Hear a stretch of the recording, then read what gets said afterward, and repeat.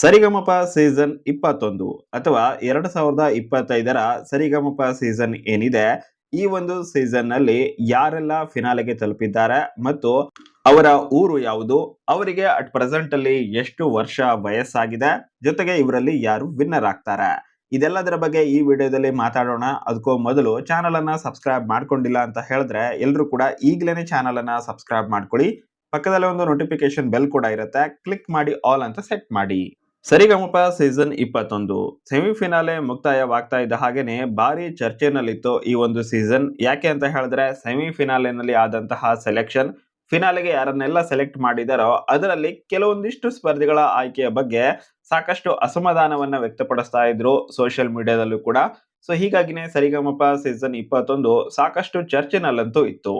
ಸದ್ಯಕ್ಕೆ ಆ ಒಂದು ವಿಷಯವನ್ನ ಬದಿಗಿಟ್ಟು ಫಿನಾಲೆ ತಲುಪಿರುವಂತಹ ಸ್ಪರ್ಧಿಗಳಲ್ಲಿ ಯಾರೆಲ್ಲ ಇದ್ದಾರೆ ಅನ್ನೋದನ್ನ ನೋಡ್ತಾ ಹೋಗೋದಾದ್ರೆ, ಮೊದಲನೇದಾಗಿ ಶಿವಾನಿ ಅವರು ಮೂಲತಃ ಬೀದರ್ನವರಾಗಿದ್ದು ಅಟ್ ಪ್ರೆಸೆಂಟ್ ಅಲ್ಲಿ ಇವರಿಗೆ 18 ವರ್ಷ ವಯಸ್ಸು.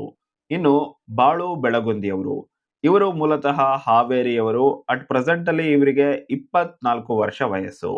ಇನ್ನು ನೆಕ್ಸ್ಟ್ ರಶ್ಮಿ ಇವರು ಮೂಲತಃ ಮೈಸೂರಿನವರಾಗಿದ್ದು ಅಟ್ ಪ್ರೆಸೆಂಟ್ ಅಲ್ಲಿ ಇವರಿಗೆ 25 ವರ್ಷ ವಯಸ್ಸು.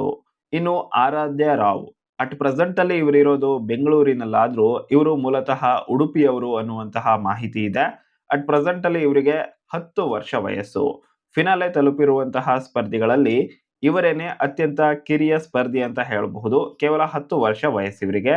ಇನ್ನು ನೆಕ್ಸ್ಟ್ ಸ್ಪರ್ಧಿ ಯಾರು ಅಂತ ನೋಡೋದಾದ್ರೆ ಅಮೋಘ ವರ್ಷ ಇವರು ಬೆಳವಾಡಿಯವರು, ಇವರಿಗೆ ಅಟ್ ಪ್ರೆಸೆಂಟ್ ಅಲ್ಲಿ 14 ವರ್ಷ ವಯಸ್ಸು.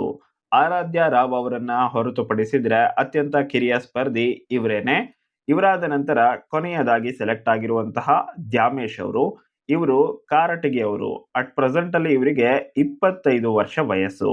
ಸೊ ದ್ಯಾಮೇಶ ಮತ್ತು ರಶ್ಮಿ ಇವರಿಬ್ಬರು ಕೂಡ 25 ವರ್ಷದವರು. ಇವರಾದ ನಂತರ ಬಾಳು ಬೆಳಗುಂದಿ ಅವರಿದ್ದಾರೆ, ಅವರಿಗೆ 24 ವರ್ಷ. ಹಾಗೇನೆ ಇವರಾದ ನಂತರ ಶಿವಾನಿ 18 ವರ್ಷ. ನಂತರದಲ್ಲಿ ಅಮೋಘ ವರ್ಷ ಅವರಿಗೆ 14 ವರ್ಷ ಮತ್ತು ಆರಾಧ್ಯ ರಾವ್ ಅವರಿಗೆ 10 ವರ್ಷ. ಸೊ ಈ ರೀತಿಯಾಗಿ ಇರುವಂತದ್ದು ಆರ್ಡರ್ ಪ್ರಕಾರ ನೋಡ್ತಾ ಹೋಗೋದಾದ್ರೆ. ಹಾಗೇನೆ ಸೆಲೆಕ್ಟ್ ಆಗಿರುವಂತಹ 6 ಸ್ಪರ್ಧಿಗಳು ಕೂಡ ತುಂಬಾನೇ ಚೆನ್ನಾಗೇನೆ ಕಾಂಪಿಟೇಷನ್ ಅನ್ನ ನಡೆಸ್ಕೊಂಡು ಬಂದಿದ್ದಾರೆ. ತುಂಬಾನೇ ಟಫ್ ಕಾಂಪಿಟೇಷನ್ ಕೂಡ ಇತ್ತು. ಬಟ್ ಈ ಲಿಸ್ಟ್ ಅಲ್ಲಿ ಲಹರಿ ಅವರು ಕೂಡ ಇರಬೇಕಾಗಿತ್ತು ಅನ್ನೋದು ತುಂಬಾ ಜನರ ಅಭಿಪ್ರಾಯ. ಹಾಗೇನೆ ನನ್ನ ಅಭಿಪ್ರಾಯ ಕೂಡ ಹೌದು, ನನ್ನ ಪರ್ಸನಲ್ ಒಪಿನಿಯನ್. ನಿಮ್ ಪ್ರಕಾರ ಅವರು ಇರ್ಬೇಕಾಗಿತ್ತಾ ಇಲ್ವಾ, ಅದನ್ನ ನೀವು ಕಮೆಂಟ್ ಬಾಕ್ಸ್ ಅಲ್ಲಿ ಕಮೆಂಟ್ ಮಾಡಿ. ಇನ್ನು ಫಿನಾಲೆಗೆ ಸೆಲೆಕ್ಟ್ ಆಗಿರುವಂತಹ ಈ 6 ಜನ ಸ್ಪರ್ಧಿಗಳಲ್ಲಿ ಶಿವಾನಿ ಹಾಗೇನೆ ಆರಾಧ್ಯ ರಾವ್ ಈ ಬಾರಿಯ ಟ್ರೋಫಿಯನ್ನ ಎತ್ತಿ ಹಿಡಿಯುವಂತಹ ಚಾನ್ಸಸ್ ತುಂಬಾನೇ ಜಾಸ್ತಿ ಇದೆ. ಇವರಿಬ್ಬರಲ್ಲಿ ಒಬ್ಬರು ವಿನ್ನರ್ ಮತ್ತೊಬ್ಬರು ರನ್ನರ್ ಅಪ್ ಆಗುವಂತಹ ಸಾಧ್ಯತೆ ಇದೆ.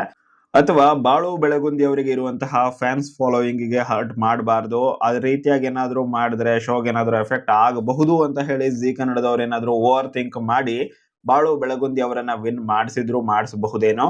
ಬಟ್ ವಿನ್ ಆಗುವಂತಹ ಚಾನ್ಸಸ್ ಶಿವಾನಿ ಅವರಿಗೆ ಜಾಸ್ತಿ ಇದೆ ಮತ್ತು ಆರಾಧ್ಯ ರಾವ್ ಅವರಿಗೆ ಜಾಸ್ತಿ ಇರುವಂತದ್ದು. ನಿಮ್ಮ ಪ್ರಕಾರ ಯಾರು ನಿಜವಾದ ವಿನ್ನರ್ ಅನ್ನೋದನ್ನ ಕಮೆಂಟ್ ಬಾಕ್ಸ್ ಅಲ್ಲಿ ಕಮೆಂಟ್ ಮಾಡಿ. ವಿಡಿಯೋ ಇಷ್ಟ ಆದ್ರೆ ಲೈಕ್ ಮಾಡಿ, ಶೇರ್ ಮಾಡೋದನ್ನ ದಯವಿಟ್ಟು ಮರಿಬೇಡಿ. Thank you so much.